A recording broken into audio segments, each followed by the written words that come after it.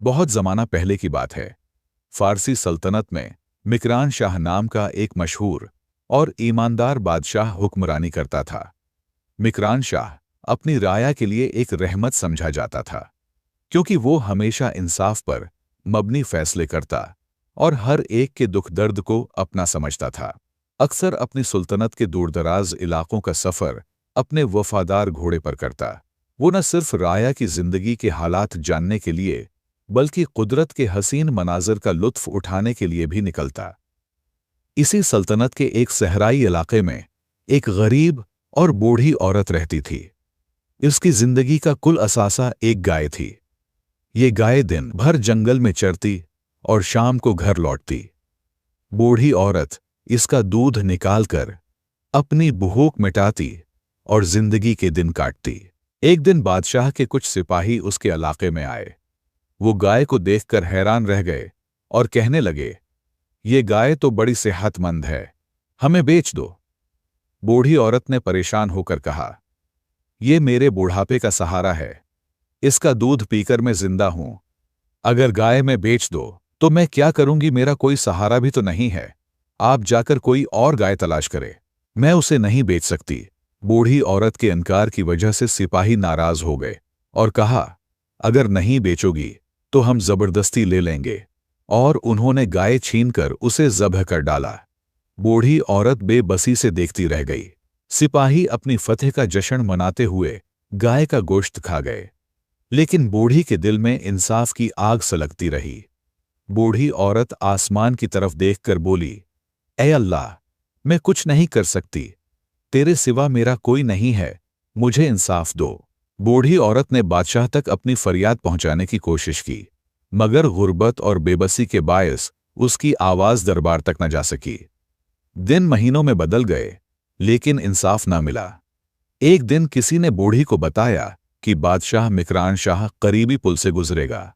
ये खबर सुनकर बूढ़ी औरत ने फैसला किया कि वो आखिरी बार अपनी फरियाद बादशाह के सामने रखेगी।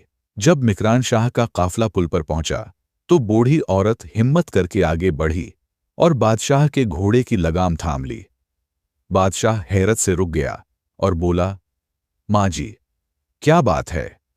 तुम्हारे चेहरे की ये बेबसी किस दुख की कहानी सुनाती है?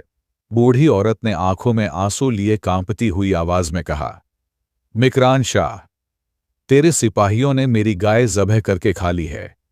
ये गाय मेरे बूढ़े वजूद का सहारा थी।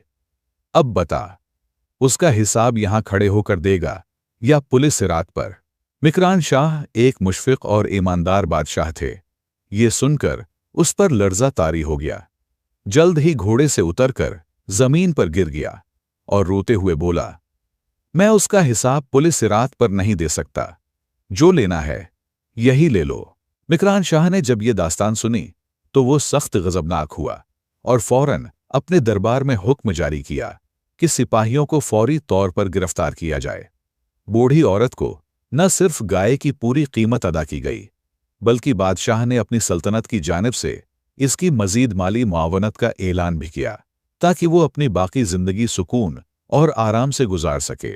इस वाक़ये ने मिकरान शाह को गहरी सोच में डाल दिया और उसने अहद किया कि आइंदा ऐसे मजालिम को रोकने के लिए सुल्तनत में इंसाफ के निज़ाम को मजीद सख्त और मुअस्सर बनाया जाएगा, ताकि हर मजलूम को उसका हक मिले और जालिम को इबरतनाक सज़ा दी जा सके।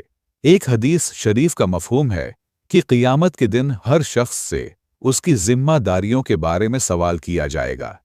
अगर कोई बादशाह है तो उससे उसकी पूरी सल्तनत का हिसाब लिया जाएगा, और अगर कोई घर या कंपनी का मालिक है तो उसके ज़ेरे साया अफराद के बारे में पूछा जाएगा। इसी तरह हज़रत उमर रज़ी अल्लाहु अन्हु का मशहूर कौल है, अगर दरियाए फुरात के किनारे कोई कुत्ता भी भूख से मर गया तो उमर उसके लिए जवाबदेह होगा। इस वजह से अल्लाह वाले कभी भी बादशाहत के पीछे नहीं भागते। ये वाक़ियात हमें एक गहरा सबक देते हैं कि इंसाफ और दूसरों के हुकूक का ख्याल रखना हमारी ज़िंदगी का अहम हिस्सा होना चाहिए। अक्सर हम अपनी आसाइशों और खुशियों में उस कदर मग्न हो जाते हैं कि अपने से कमज़ोर लोगों की तकालीफ को नज़रअंदाज कर देते हैं। उम्मीद है आपने इस कहानी से बहुत कुछ सीखा होगा। अगर आपको यह पैगाम पसंद आया हो तो बराहे करम हमारी वीडियो को लाइक और शेयर करें और मज़ीद इस्लामी व तारीख़ी वाक़ियात जानने के लिए हमारे चैनल को सब्सक्राइब करना न भूलें।